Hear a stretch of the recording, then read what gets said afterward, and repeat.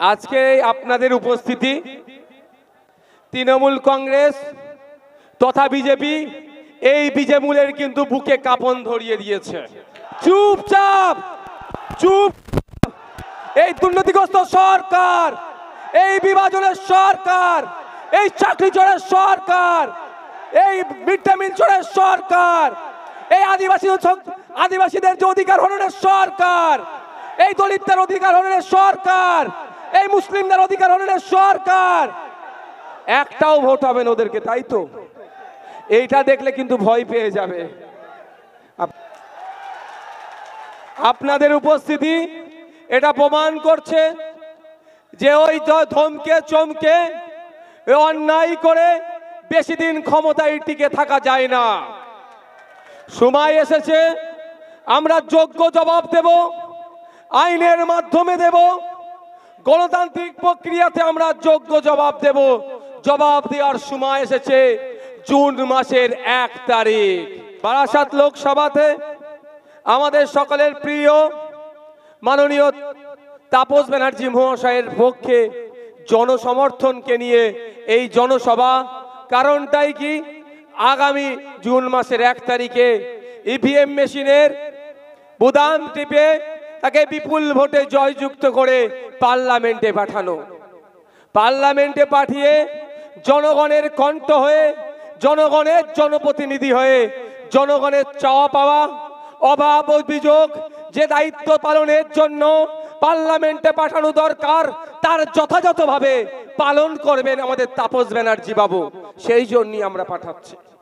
কিন্তু দুঃখের বিষয়, বিগত 17 বার ধরে আমরা পার্লামেন্টে পাঠিয়েছি, বিভিন্ন সিম্বল থেকে দাঁড়িয়েছে, আমাদের মূল্যবান ভোট নিয়েছে, আমাদের জন্য কথা বলবে বলে পার্লামেন্টে গিয়ে কথা বলবে বলে আমাদের ভোট নিয়েছে, কিন্তু দিনের শেষে আমাদের সাথে দ্বিচারিতা করেছে, আমাদের কথা বলেনি।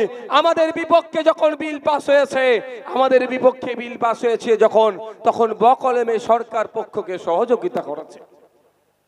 তাই সময় এসেছে আমরা আমাদের পক্ষ থেকে আমাদের জনপ্রতিনিধিকে আমরা পার্লামেন্টের মধ্যে পাঠাবো। হবে তো নাকি ভাই?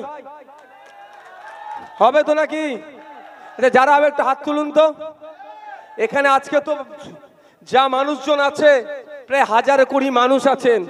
এখানে বাড়ি ফিরে গেলে কম করে 10 জন মানুষকে যদি আমরা দায়িত্ব নিয়ে এই অপদার্থ তৃণমূলের বিরুদ্ধে ভোট দেওয়ার জন্য, এই চাকরি চোরদের বিরুদ্ধে ভোট দেওয়ার জন্য, এই সব সাম্প্রদায়িক সম্প্রীতিকে যারা বিঘ্ন করছে এই বিজেপির বিরুদ্ধে ভোট দেওয়ার জন্য আমরা যদি 10টা করে মানুষকে কনভিন্স করাতে পারি, আইএসএফের ছায়াতলে আনতে পারি, এই যে মানুষজন আছে প্রায় 20,000 মানুষ যদি 10টা করে মানুষকে দায়িত্ব নেয়, তাহলে আমরা 2 লক্ষ ভোট আমরা এমনিতেই পেয়ে যাচ্ছি।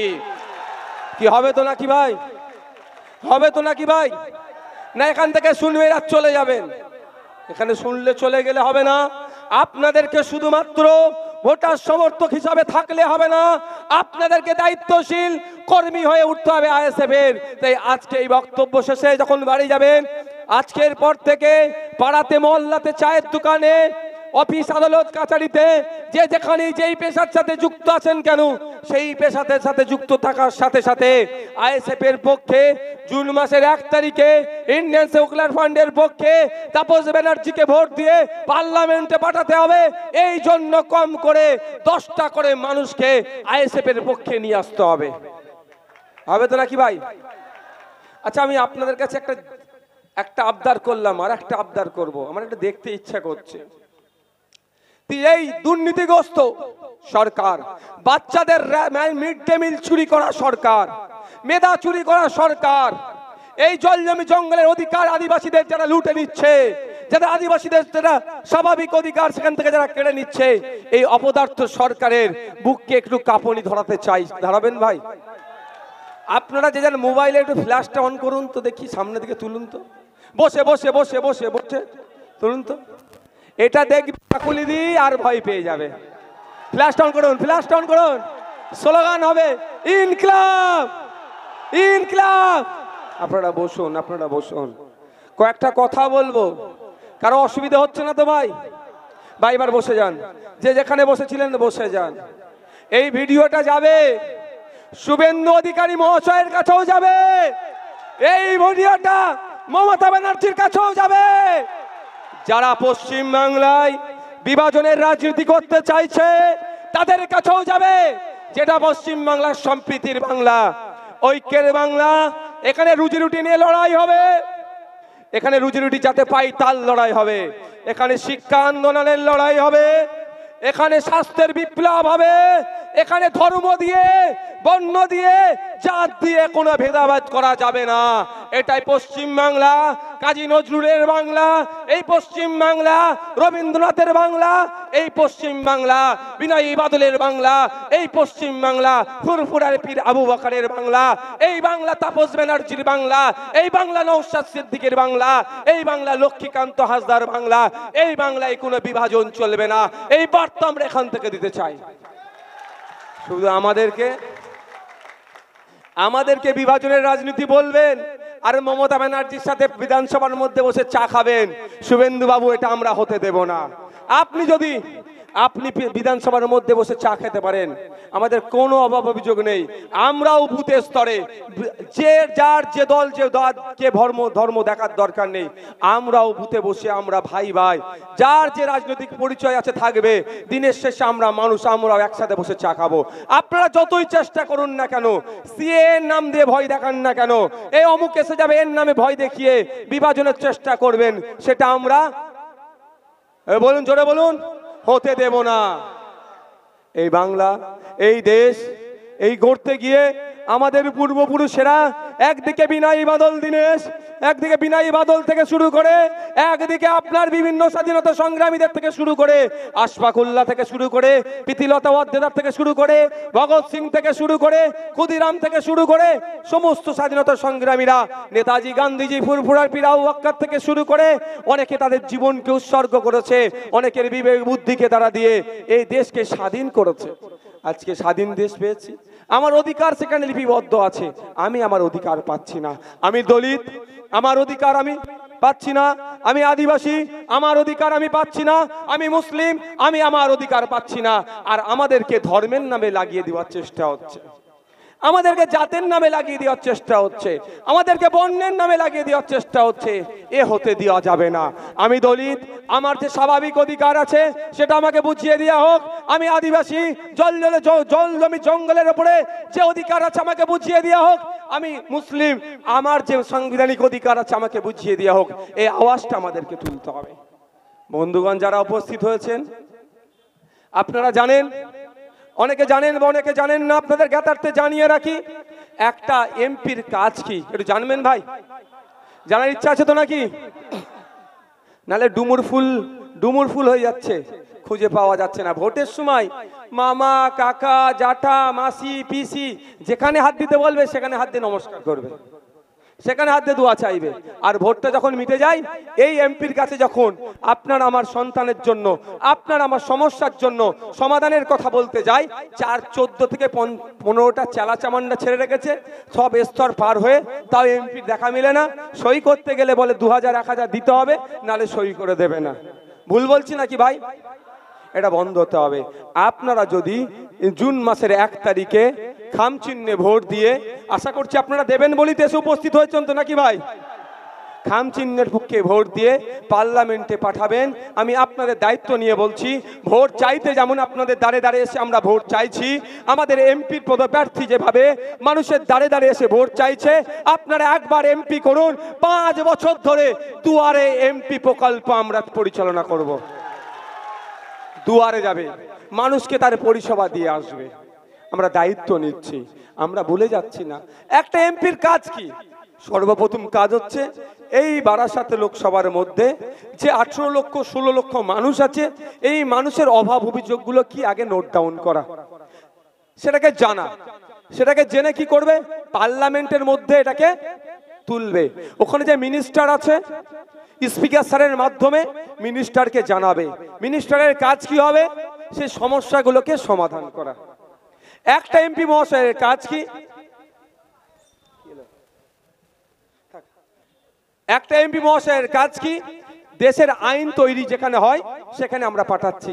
আপনারা বলুন, এই বারাসাত লোকসভাতে প্রায় 17 লক্ষ মানুষ আছে, 17 লক্ষের অধিক ভোটার আছে, সব ভোটাররা যদি পার্লামেন্টে গিয়ে বলি আমার এই চাই, আমার এই সমস্যা, আমার স্বাস্থ্যের সমস্যা, হসপিটাল নাই, ডক্টর নাই, নার্স নাই, ঔষধ নাই, শিক্ষক স্কুল থাকলে শিক্ষক নাই, বা জনসংখ্যার অনুপাতে স্কুল নাই, বা ছাত্রছাত্রীর রেশিওতে শিক্ষক নাই, যে সমস্যাগুলো আমাদের আছে সবাই যদি গিয়ে বলি, কারো শোনার ধৈর্য থাকবে ওখানে? থাকবে না, স্বাভাবিক। তার পরিবর্তে কি 10 লক্ষের লিমিটেশন ছিল, ওই লিমিটেশন বেড়ে বেড়ে আজকে কোথায় এসেছে বলুন তো? কোনো জায়গায় 17 লক্ষ, কোনো জায়গায় 18 লক্ষ, কোনো জায়গায় 14 লক্ষ। এক কথায় এই 14 লক্ষ থেকে 18 লক্ষ যাই বলুন না কেন, এই মানুষের প্রতিনিধি হিসাবে আমরা পার্লামেন্টে একজনকে পাঠাচ্ছি। বিভিন্ন রাজনৈতিক দল এখানে কন্টেস্ট করছে, বিভিন্ন সিম্বল নিয়ে কন্টেস্ট করছে, নির্দল থেকে কন্টেস্ট করছে। সংখ্যাগরিষ্ঠ মানুষ যাকে চাইবে সে পার্লামেন্টে যাবে সকলের জনপ্রতিনিধি হয়ে। যে ভোট দেয়নি তারও জনপ্রতিনিধি, যে ভোট দিয়েছে তারও জনপ্রতিনিধি।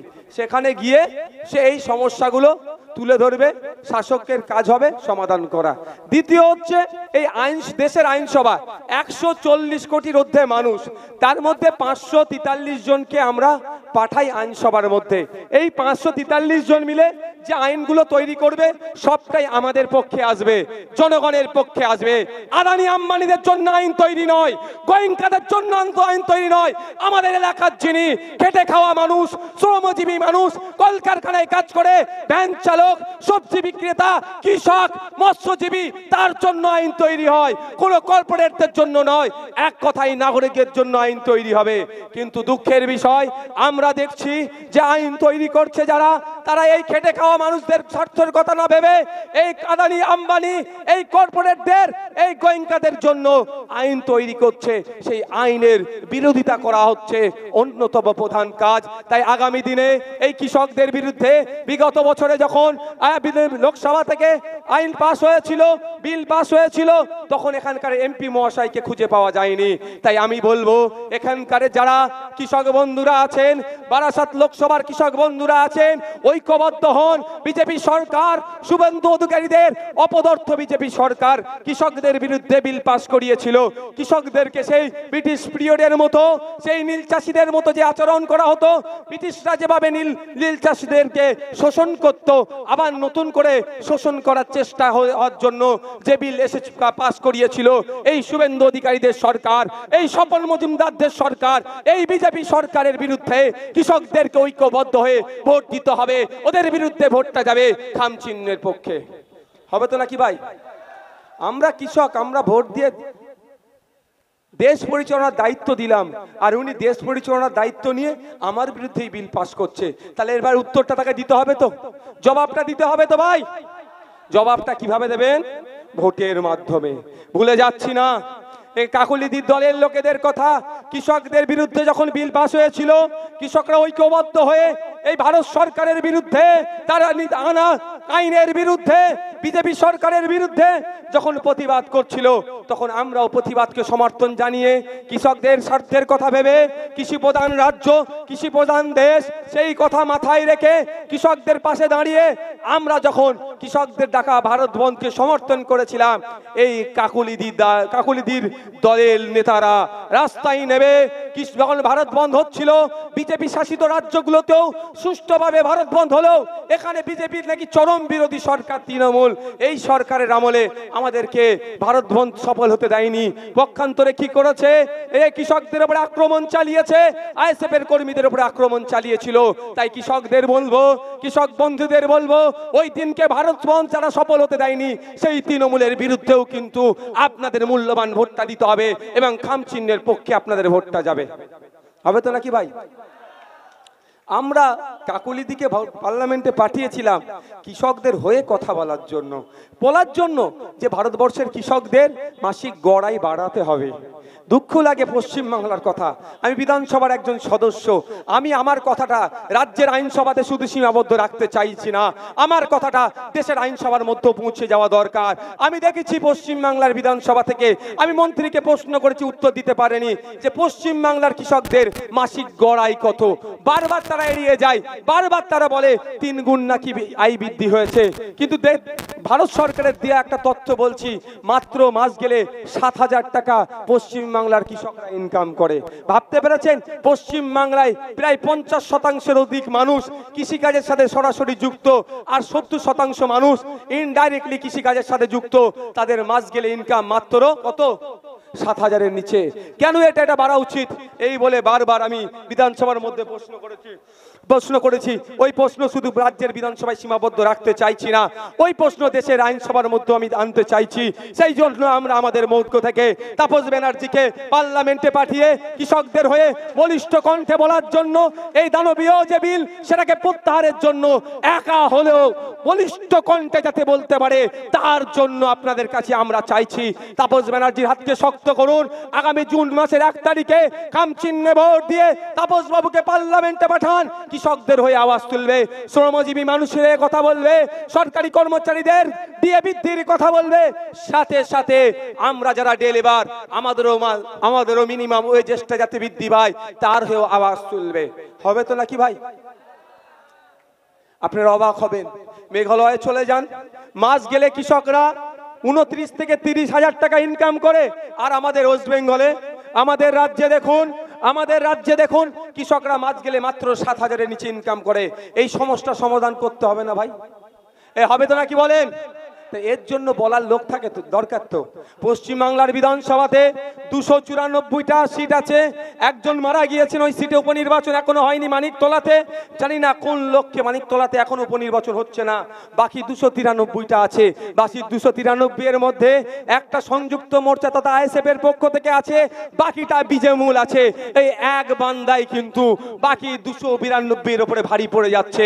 আপনাদের দোয়া আশীর্বাদ সমর্থন আছে বলে আমরা যদি পার্লামেন্টে পাঠাতে পারি, আমাদের মধ্যে থেকে 543-এর মধ্যে 1 টাকা যদি আমরা পাঠাতে পারি, এই একটাই কিন্তু শাসকের ঘুমকে কেড়ে নেবে, মানুষের হয়ে কথা বলবে।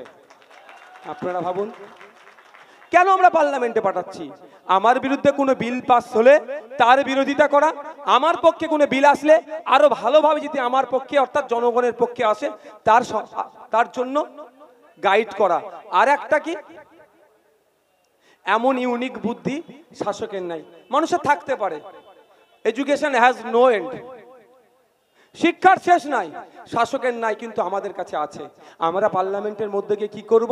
শাসক যেই থাকুক না কেন তাকে আমরা তাপসদার মাধ্যমে বলবো এই এই এই এই জিনিসগুলো করুন, বাংলা সহ দেশের মানুষ আর্থসামাজিকভাবে তারা এগিয়ে যাবে, বেকারত্বের সংখ্যা কমবে।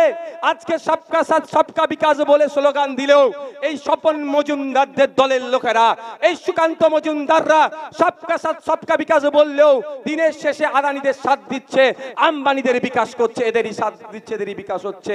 আমার পাড়ার রাম কাকু, আমার পাড়ার সরস্বতী মা আমার 2014 সালের আগে যতটা না খারাপ অবস্থায় ছিল, এই অপদার্থ বিজেপি সরকারের আমলে এসে তার থেকেও খারাপ অবস্থায় চলে গিয়েছে। বেকারত্বের সংখ্যা বেড়ে যাচ্ছে। আমার পাশের বাড়ি রহিম চাচা, যা 2014 সালের আগে 2011 সালের আগে যতটা না খারাপ অবস্থায় ছিল, এই মুসলমানকে বাঁচানোর সরকার, এই হিন্দুকে বাঁচানোর সরকার এসে আরো ক্ষতি করছে। নিত্য প্রয়োজনীয় জিনিসের অবস্থা কোথায়? দাম আকাশ ছোঁয়া যাচ্ছে। দুটো সরকার শুধু নাটক করতে ব্যস্ত হয়ে গিয়েছে। আমার তো মনে হয় এই দুটো সরকারের যারা চিফ আছে তাদেরকে সার্কাসের একটা করে এই লাঠি ধরিয়ে দিয়ে ছেড়ে দেওয়া দরকার। যান আপনারা সার্কাস করান। কি করছেন আপনারা? মাঝে মধ্যে একজনের চোট হয়ে যাচ্ছে, আর মাঝে একজন তো অসত্য কথা বলার জন্য টেন্ডার নিয়ে নিয়েছে। আপনাকে আমাকে হিন্দু মুসলমানের ভাগ করছে, কিন্তু যাদের চাকরি চুরি গিয়েছে, এই 26,000 চাকরি বাতিল হয়েছে, অনেকের মেধাযুক্ত আছে, তো তার কি জাত দেখতে যাবেন? ভাই তুমি হিন্দু না মুসলমান দেখতে যাবেন কেউ? কিন্তু অপদার্থ সরকার, কেন্দ্র সরকার, আপনার দিল্লির মুখ্যমন্ত্রী জেলে, ঝাড়খণ্ডের মুখ্যমন্ত্রী জেলে। আমি বলছি না আমাদের মুখ্যমন্ত্রীটাকে জেলে দাও, কিন্তু তাদের দুর্নীতি আর আমাদের রাজ্যের দুর্নীতি দেখুন আকাশ পাতাল তফাৎ। আমি বলছি না হাত ধরে হিড়ির করে তিহার জেলে নিয়ে যাও, তদন্তটা তো ঠিক করে করা দরকার। লিপস অ্যান্ড বাউন্স অভিষেক ব্যানার্জির কোম্পানি, সেই কোম্পানির অফিসে রেড করতে গিয়েছিল কেন্দ্রীয় এজেন্সি, গিয়ে কি করছে, রেড বাদে, রেড তো দূরের কথা, ওই অফিসের অভিষেক ব্যানার্জির অফিসের কম্পিউটারে এরা গিয়ে ফাইল ডাউনলোড করিয়ে দিচ্ছে। এটা বুঝতে হবে না? যে দাদারা ভাবছেন, যে দিদিরা ভাবছেন এই এই আপনার কাকুলি দিদের অত্যাচারে, জোড়া ফুলের অত্যাচারে বড় ফুলকে ধরবো, একটু আপনাদের বলে রাখি, এই জোড়া ফুলের অত্যাচারে যারা বড় ফুলকে ভোট দিতে চাইছেন তাদের বলে রাখি, এই তলে তলে এরা বীজেমূল হয়ে গেছে, দুটো ফুলই এক জায়গায় হয়ে গেছে। এরা আপনার বিচার করবে না, এরা বরঞ্চ কে কত লুটতে পারে, পার্সেন্টেজ কে কাকে দিতে পারে, কে কাকে বাঁচাতে পারে, এর হিসাব এরা করছে। তার কারণ হচ্ছে লিপস্প্যান বাউন্স কোম্পানির কম্পিউটারে যে আধিকারিক, ওই কম্পিউটারে যারা ফাইল ডাউনলোড করলো, সেই আধিকারির বিরুদ্ধে অমিত শাহজির দপ্তর কোনো অ্যাকশন নিয়েছে? আমি এখানে অন ক্যামেরা বলছি, কোনো অ্যাকশন নেয়নি। তার মানে কি, বকলমে অভিষেক ব্যানার্জির ওই কম্পিউটারে 14টা ফাইল না 15টা ফাইল ডাউনলোড করিয়ে দিয়ে এই যে তদন্তের গতিটাকে ডাইভার্ট করে দিল না, তদন্তের মোড়কে ঘুরিয়ে দিল না? কি ভাই, কি মনে হচ্ছে আপনাদের? তাহলে যে করলো অফিসার, তার বিরুদ্ধে তো বিজেপি সরকারের অ্যাকশন নেওয়া দরকার, অ্যাকশন নেয়নি। দিনের শেষে বিজেমূল। তাই যারা ভাবছেন এই তৃণমূলের তোলাবাজদের হাত থেকে, তৃণমূলের চাকরি চোরেদের হাত থেকে, এই বালুবাবু জেলে গিয়েছে, এদের অন্যায়ের হাত থেকে, এই রেশন চুরির হাত থেকে, জলজমি জঙ্গল যে কেটে সাফ করে দিচ্ছে, ওটাকে বাঁচাবার জন্য যে দুর্নীতি হয়েছে, মুখ্যমন্ত্রীর নিজের দপ্তর গ্রুপ দিয়ে টাকার মাধ্যমে নাকি চাকরি হয়েছে, এই অভিযোগও আছে। এই সমস্ত হাত থেকে বাঁচার জন্য, এদের অত্যাচারের হাত থেকে বাঁচার জন্য মেয়েকে ছেলে সাজিয়ে নাকি, না ছেলেকে মেয়ে সাজছে নাকি, অরেশন নিয়ে জমি জায়গা বিক্রি করে দিচ্ছে, এর হাত থেকে বাঁচার জন্য বড় ফুলকে ভোট দিয়ে এদেরকে শায়েস্তা করবেন। যারা ভাবছেন তাদেরকে বলবো, আপনারা দিবা স্বপ্ন দেখছেন। কারণ 2021 সালে নির্বাচনের পরে আমি অস্বীকার করব না, সব থেকে বেশি যারা মার খেয়েছে তারা বিজেপির সমর্থক, আর দ্বিতীয় যারা মার খেয়েছে ছোট্ট দল হলো আমরা আইএসএফ এর সমর্থক। এখানে আমাদের আছে, আমাদের হাসানুজ্জামান ভাই আছে, আমার হাসানুজ্জামান ভাইকে খুন করা হয়েছে, হত্যা করা হয়েছে, শহীদ করা হয়েছে, আমাদের কর্মীরা ক্ষতিগ্রস্ত হয়েছে। তাই মমতা ব্যানার্জির ডাকে শুভেন্দু অধিকারী গিয়ে চা খেলো, হাসানুজ্জামানের কথা ভাবি, হাসানুজ্জামানের পরিবারের কথা ভেবে আমরা চায়ের ডাকে সাড়া দিইনি। যারা ভাবছেন বিজেপিকে দিয়ে তৃণমূলকে সাইজ করব, জব্দ করব বিজেপিকে ভোট দিয়ে, তাদের একটা কথা বলি, বিজেপির কর্মীরাও কিন্তু এই ভোটের পরে অনেক হত্যা হয়েছে, কিন্তু শুভেন্দু বাবু কর্মীদের কথা একবারও ভাবলেন না। মমতা ব্যানার্জি ডেকেছেন চা খেতে, পুরাতন সম্পর্ক আবার মনে জেগে উঠেছে, দিদি ডেকেছে, দাদা চুপ করে থাকতে পারে না, চলে গেলেন। আর এইখানে বিজেপির যারা ভোট দিল, যারা ভাবলো তৃণমূলকে জব্দ করবে, যে হাত দিয়ে জব্দ করবে ভাবলো, সে হাত দিয়ে চা খাচ্ছে। আমরা ছোট দল হতে পারি, আমাদের জনসমর্থন কম হতে পারে, স্বল্প বয়সী দল হতে পারি, কিন্তু আমাদের হচ্ছে মূল শক্তি এই চটে বসে থাকা লোকেরা। আমার কর্মীকে তুমি শহীদ করবে, আমার বাচ্চার তুমি বাপকে হারা করবে, আমার মায়ের তুমি স্বামী হারা করবে, আমার বোনের তুমি স্বামী হারা হবে, আমার ভাইয়ের তুমি পরিবারের সদস্যকে শহীদ করে দেবে, আমি তোমার হাতে বসে চা খাবো, ও চা আমরা খাই না। তাই বলবো, যারা ভাবছেন তৃণমূলের হাত থেকে বাঁচার জন্য বড় ফুলকে ভোট দেবেন, একটু দেখুন সুকান্ত বাবু, দিলীপ বাবু, কুণাল বাবু এসি ঘরে বসে কেক কাটছেন, একজন বিজেপি, দুজন বিজেপি, একজন তৃণমূল। ওতে লাভ নাই, আসুন আইএসএফ এর ছায়া তলে, আইএসএফ আইনের মাধ্যমে, পেনের মাধ্যমে এমন খোঁচা দেবে, ভাঙড়ের মুকুটবিহীন বাদশা এখন জেলখানার ভাত খাচ্ছে। আগামী দিনে হবে, এই যারা ওই ছেলেকে মেয়ে সাজিয়ে অরেশন দিয়ে করেছে, যে অরেশন দিয়েছে তার সইটা আছে, অন্য কাউকে চিনব না আমরা। আইনের মাধ্যমে ও বেটাকেও আমরা জব্দ করব, এটা মাথায় রাখুন। এখন ভাবছে পুলিশ আছে, প্রশাসন আছে, ফেঁসে গেলে জ্যোতিপ্রিয় বাবুর এখন সুগার বেড়েছে কি কমেছে, মমতা ব্যানার্জি আর খোঁজ নাই? এই বলেন খোঁজ নাই? আর খোঁজ নাই না। জ্যোতিপ্রিয় বাবুর মেয়ে বা পরিবার কেমন কষ্ট আছে, কি দুঃখে আছে, সুখে আছে, কোনো খোঁজ নাই? নাই না। অনুব্রত মণ্ডল বীরভূমের বাঘ, ওদের বাঘ, আমাদের কাছে ছাড় পোকা। বাঘ মানে ছাড় পোকা, জানেন তো? ওই পুলিশ মাইনাস ওরা ছাড় পোকা। পুলিশ নিয়ে তো বাঘ, সিংহ, গরু, ছাগল অনেক কিছু বলে ফেলছে। আসো না, পুলিশ ছাড়া জনগণ কার পাশে কত আছে দেখি, মারামারি করবো নি, শুধু গুনে নিয়ে হবে কার কটা আছে। ওই কি বলে, অনুব্রত বাবুই দাঁড়িয়ে যাবে, ওনার মেয়েটাও সাইড দিয়ে পালাবে, বলে বাবা তোমার কাছে থাকবো না, তোমার দলের লোক নেই। তো কথা হচ্ছে, আসুন আইএসএফের ছায়া তলে।